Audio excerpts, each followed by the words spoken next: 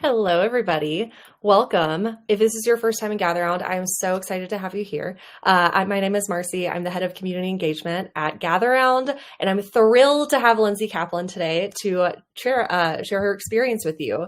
We're really thrilled that she wanted to partner with us to share her experience with the Gatheround community. She has extensive experience in the L&D world, and she just really gets the way to talk to managers and employees about how to engage in programming, which is what we're talking about today. So, Lindsey, I'm going to turn it over to you in about 3 minutes. But before I do that, also, hi, how are you today? Hi, good. Where are you joining from today, Lindsey? Bay Area, right? Bay Area, yep. Cool. Do we have anyone else in the Bay Area? Tell me in the chat if you're there. Maybe we can set up some coffee chats with Lindsey. I would love that. Cool. Yeah, I see some people typing, so maybe. So we call these community events for a reason. We could easily just send you a blog post of Lindsey's experience, but it's really important to us and probably to you since you're here in person, to build a community of people who really care about how we connect and how we collaborate, especially in remote settings. So I want to challenge you today to make a new connection that you actually follow up on and have a conversation afterward. Be open to giving and receiving ideas, and mostly just have a really good time. So if that resonates with you, give me some reactions. Again, give me like a thumbs up in the chat so I know we're all on the same page. I see a couple reactions. Okay, cool. Well, without further ado, I would love to bring Lindsey back up here, and she has amazing talk for you today. So are we ready for this? I think so. No pressure. Cool. Okay. No pressure at all. Yeah. Hi, everyone. Nice to see you here. I see some familiar names. So welcome. Next slide, please. And thanks for puppeteering, Marcy and Lisa. I really appreciate it. I'm going to share a bit of context before we dive in. My name is Lindsey Caplan. Hopefully you know that already. And I'm the founder of The Gathering Effect. I help companies design or redesign their gatherings and change programs for the effect that they want. And typically that effect is engagement, right? How do we make these events more engaging, boost adoption, boost attendance? I'm going to share some strategies with you. These strategies come from a couple places. One, my experience leading L&D for a bunch of tech companies where I experienced this problem firsthand. We spend a lot of time and energy building these programs and events, and then what? People sign up, they don't show up, or they don't sign up. How do we fix that? I'm also going to share some strategies from my former life. I was a screenwriter in Hollywood back in the day, and there's a lot that we can learn from writers and entertainers whose job it is to engage people around content. So that's the who. Next slide, please. Let me share the what. So what are you going to walk away with? I wouldn't be a good L&D person if I didn't give you tangible learning outcomes. So these are the 3 things I want you to walk away with. Essentially tactical, tangible, concrete strategies. And as I share this slide, 2 asks of you. 1, think about a current event or program or gathering that you want to work on. So have some, tangible, real event in your head that you can apply today's content to. And then secondly, if you don't see what you are hoping to learn here on this screen, please let me know in the chat. I want to make sure this is relevant for you. So next slide, please. So we've shared the who and the what, and now briefly the how. How are we going to achieve these outcomes? So I'm going to share, about 20 minutes of content, and we're going to break that up with breakout rooms. Why are we doing that? I want you to have the chance to digest and apply this content to your specific context, and breakout rooms help us do that. If you have a burning question, please feel free to ask in the chat, and know that we'll have extended time for Q&A at the end. And then lastly, we are recording this, but we're not recording the breakout rooms. So hopefully you feel comfortable to share and get advice and get help, and you'll get the recording after. So that's the who, the what, the why, and now most importantly now the why. Why are we here? And so this is sort of the central question, I think, of our time together. Employees say they want our help. Next slide, please. But attendance is still very challenging. They tell us in surveys and exit surveys and engagement surveys and conversations that they want our help, and then they don't show up, or adoption is challenging. And as I said, I've experienced this firsthand. This is the central question that we're going to answer here today. And I'm going to give you a preview of what I believe the solution is, or what I don't believe the solution is, which is to make it mandatory. I don't believe the solution to this problem is to make our programs mandatory. I think that there are ways that we can pull people into the experience instead of push them there. And that's what I want to share with you here today. Next slide, please. So this leads us into our first strategy, if you will, which is this notion of asking and answering a central question. And this idea of why is attendance so challenging, you can consider that the central question of our time here today. This is a strategy that actually, I'm kind of borrowing from the world of entertainment. So movies and TV shows have a central question. Severance, we tune in because we want to know what the heck is in Lumen Industries. What the heck are they doing there? White Lotus, we tune in to know, who murdered this person and why, who's the murderer. The reason why we stick with these TV shows to the very end, or why we tune in, is because there's something that we want the answer to. And so when you think about building your programs and your events, my offer to you is to consider, what is your central question? Another way of thinking about this is, how can I use some semblance of curiosity and surprise? Not to trick people, but to tease them, to pull them into the experience. And those of you who are kind of change management nerds like me, I love the Heath brothers, and they have a book on change, a wonderful book on change called Switch. And they call this kind of an itch that you want to scratch. And so what's the itch that people really want resolved? What's the central question? Next slide, please. So I'm going to ask you to sort of consider this for yourself. I want to know what your central question is. I want to know why you're here, and help you answer this for yourself. So I'm going to give you all a few minutes to go into breakout rooms, and you can answer one or both of these questions. Just to get to know each other, get to know why you're here, and then we will come back together. Welcome back. I hope that was a great conversation. The next thing we're going to do is a little different. So I want to give you an intro to that one as well. This is called group share. So if you want to share something from the conversation you just had with the other person, we would love to hear it. So this is going to bring you up one by one for about 45 seconds, and you can share the answer to this prompt. What did you discuss with your group? What was interesting to you? Did you get any aha moments? So if you want to share that with us, please do. Lindsey, I'm going to pin you so you're bigger than me. Perfect.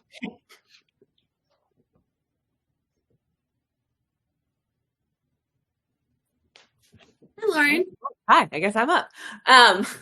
Our group, we were all working at pretty remote, mostly global organizations. And so just sharing our woes around how to get people engaged, especially virtually, when they're pretty burnt out of the screen life. And, so we didn't get to solutions, but it was a great, it's nice to know that you're not alone in the challenges that you have as a starting point. Oh, yeah.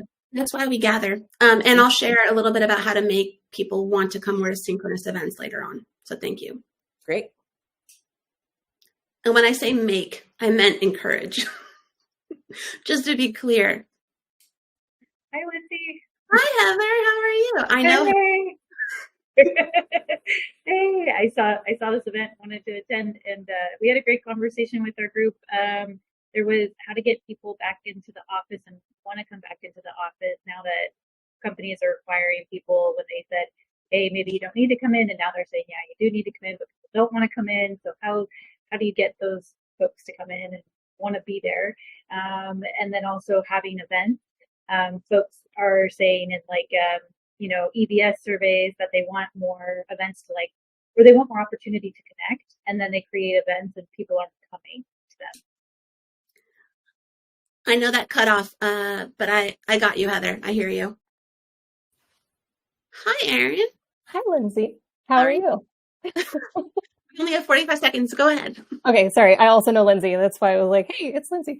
So I was also in Lauren's group, so I won't repeat what she had shared, but we'll add on to it that in addition to being distributed and over camera, and people are already really busy, how do we get them to want to go and then get them to want to come again when something is optional? Because to your point, we don't want to make it mandatory. we have a limited amount of time. And then also for people who do meet in person, how do we supplement that with virtual engagement? Got it. Easy questions. So easy. Just kidding. These are difficult questions. Hi, Lauren. Hi. Hello. I was in Heather's group, so I don't want to be too repetitive, but what I can kind of add to what Heather shared is just that I think it is a lot of people walking back statements that they made from like people teams or founders saying, all right, we're remote forever. And then they're like, uh-oh, we have a lease, we're going back in. And I think that there is probably a lot of dialogue around, now that we're going back in, like what's the intention around it? There's a lot of head nods in that part of the conversation. I have a lot of thoughts. Good. I don't know if you're the last person or not. Yes. So this idea of, we're going to talk about this in a second, actually. This idea of what's at stake, what you just said, Lauren, what's at stake for people to want to come back in the office? What's at stake for the founders who want people to come back in the office? This idea of motivation and why people are doing the things that they're doing. If we can understand that, it's very helpful. And my question to you all, the four of you who answered this, is why did you show up live? Can you use your own experience and your own motivation as a clue to how to create better experiences for your own employees? Just something to consider there. And the reason I'm asking you to do this activity, take one step back, Marcy, if you don't mind. The reason I'm asking you to do this activity is whether or not I ask you, your employees are connecting your content or your initiative or your event to their own need. They're doing that whether or not you ask. So you might as well just ask them and give them the chance to do that. So it can be a really helpful exercise. The other reason I'm asking you to do this, next slide, please, is this notion of what's at stake, determining what's at stake. And I hinted at this a little bit. This is a lesson, again, we can take from entertainment. And if you're a Broadway nerd like me, in Broadway musicals, the second or third song is called an I Want song. And basically the character sings out what they want more than anything in the world. Little Mermaid wants to be a part of your world. Alexander Hamilton wants his shot, etc. What's the motivation? What's the need? What do they want? It's the driving engine of the entire musical. It can be the driving engine of your entire program. For Schitt's Creek fans here, it's this idea of also raising the stakes. So the reason we care about Schitt's Creek, if you haven't watched this, is we determined in the first episode that they've lost their entire family fortune. Talk about an extreme kind of what's at stake, right? I'm not saying you have to make it so extreme for your employees, but we tune in and we care because there's something at stake for these characters. We want to find out what happens to them. It's a problem that needs solving. There's something at stake. So how do you determine what might be at stake for your employees? There's a couple ways to do this. One is just to ask. If people came to your session by choice or they came into the office by choice, ask them why they're there. What are their needs? Put a couple questions on the screen or just simply have that conversation like we did here. And people may not immediately know what their need is, but you can get them wondering and get them talking about it. Two is to just name what's at stake. So things like retention, engagement numbers, business needs, this data and proof can be really helpful to sort of pull people into wanting to attend. And if you call out what's at stake for people, like their time or their energy, helps people feel more seen in the event or the program as well. And so this idea of understanding motivation, I think, is more powerful than manufacturing stakes, like making something mandatory. I know we're talking about return to the office, and there's folks above us often who are making these decisions, and we can feel a little bit powerless, but we think about probably what's at stake for them. Maybe we'll have a little bit more empathy in terms of why they're doing what they're doing. So if you're looking to determine what's at stake for your employees when you're building these kinds of programs, a quick thing that you can do is just maybe set a timer for 5 minutes and brainstorm, list out all the things that might be at stake for them. And then maybe rank them in order of priority. Consider that people ask for help or do something when there's a personal or a professional need. So what might those needs be? What's the anxiety? What's the urgency? What's the need? Just like I asked you all in those breakout rooms. Next slide, please. So we've talked about 2 big ideas already, and there's 5 in total. And so this is the third. This idea of perfecting your pre-coms You're probably like, yeah, Lindsey, duh. We should have good communication. I'm going to give you some specifics as to sort of how you might do that in terms of your Slacks, your emails, when you want to get people to attend more of your events or programs. Next slide, please. There's a couple of ways to think about this. One is just to communicate the message, the facts and a light agenda. I'll give you a second to read this example here.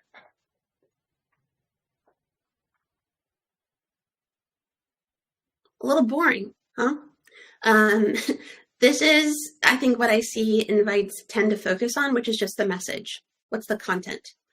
Employees know what they'll be listening to, but it's a little less clear why they should attend, especially live. Someone talked about synchronous gatherings. Why should they attend live?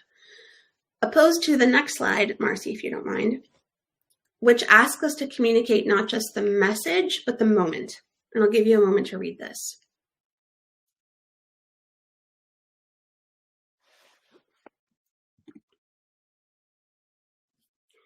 The difference here in this slide is to consider what's unique about this moment, right? And what this does is it elevates your employees' status to let them know why they're important, why you need them there. It helps them feel more seen. So how can you tailor your pre-coms to be not just about the message, but also the moment? That's my encouragement to you. Next slide, please. It's all about being seen, Lauren. I mean, honestly, that's like the bread and butter of what I do, helping people feel seen and heard, as silly as it sounds. So some additional pre-coms tips, and in a second, I'm going to give you a chance to practice this. So number one, remove jargon. There's a lot of jargon in HR, right? And it actually is not good for our brains. It takes a lot of cognitive resources to decipher what that jargon means. So instead of sharing jargon, just share the so what of that jargon. So for example, we're not offering a class on emotional intelligence. We're offering a class on how to develop a better working relationship with your team, right? That's what we want to be communicating, not necessarily the subject matter or the topic, which people may not really understand. We understand it, but they may not.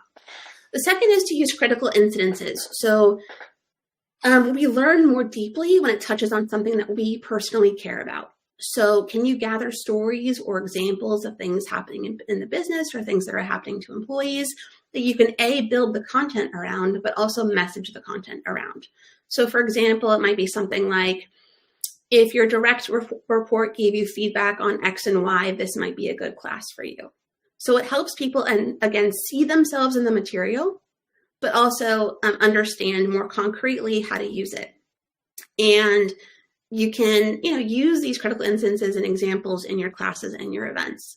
Again, it helps, I think, people feel seen and bring the material closer to them.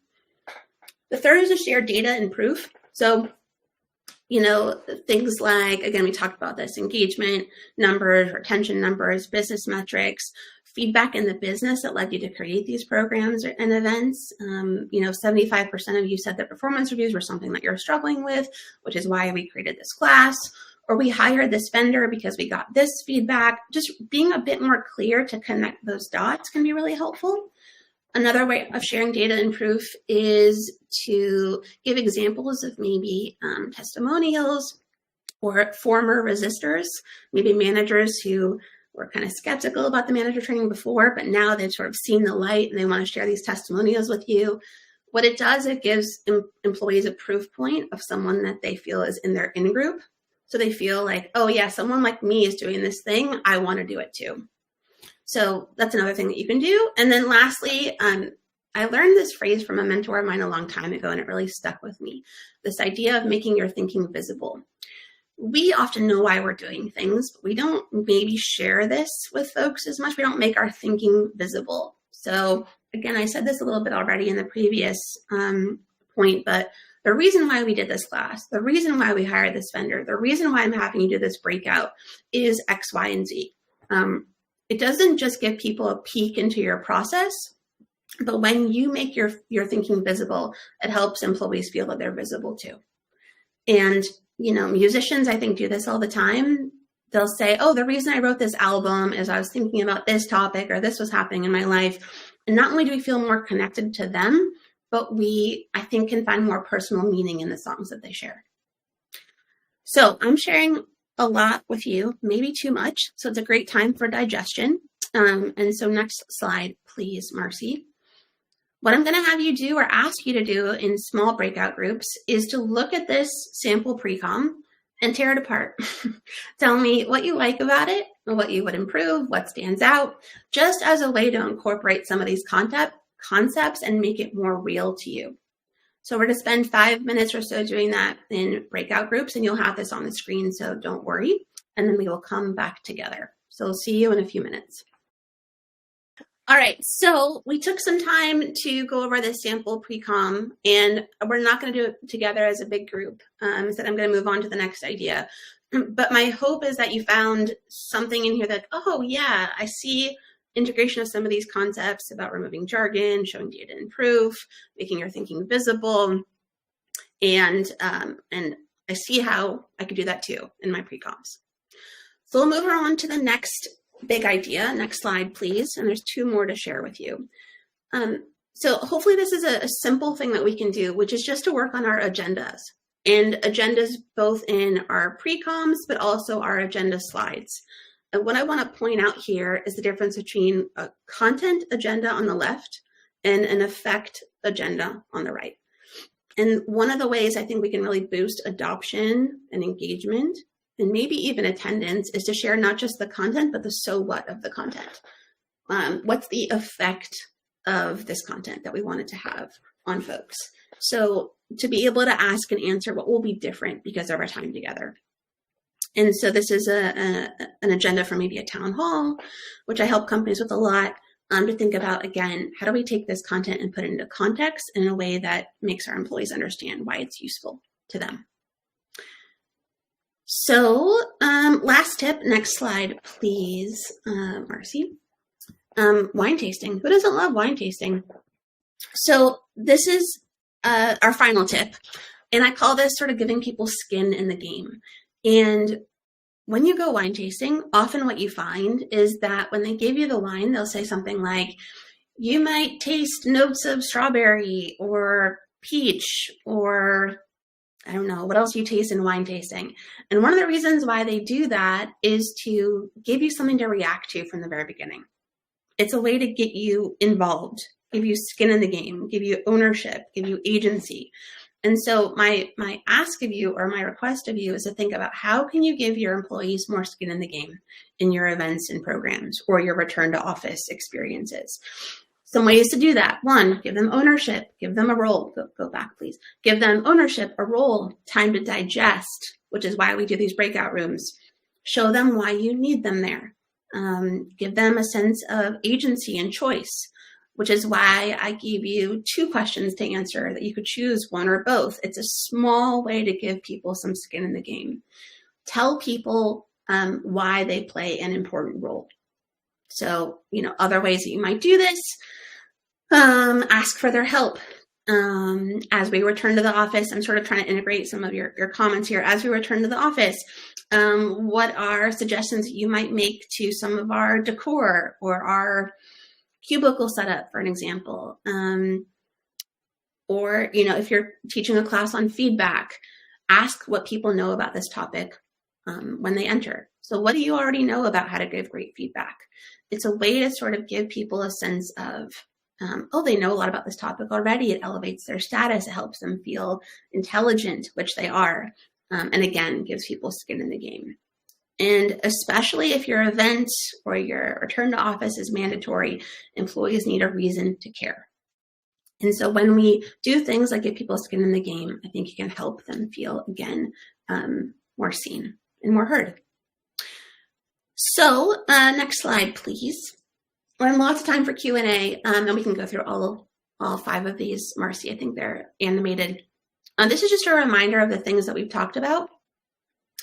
These 5 sort of big ideas or strategies.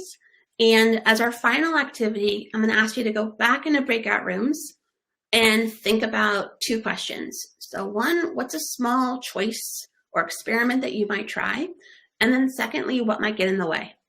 What might get in the way of actually, using the strategy? And the reason I'm asking you that is, again, I wouldn't be a good learning and development person if I didn't help you think about that tension, because there's more than just best practice. Usually there's something that something might be getting in the way of doing this.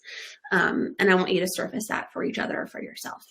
So one more breakout room, I think 5 minutes or so, just to think about what you might try, what you're thinking about, and then we'll come back together and do some Q&A. So see you soon. Hey, Lindsey.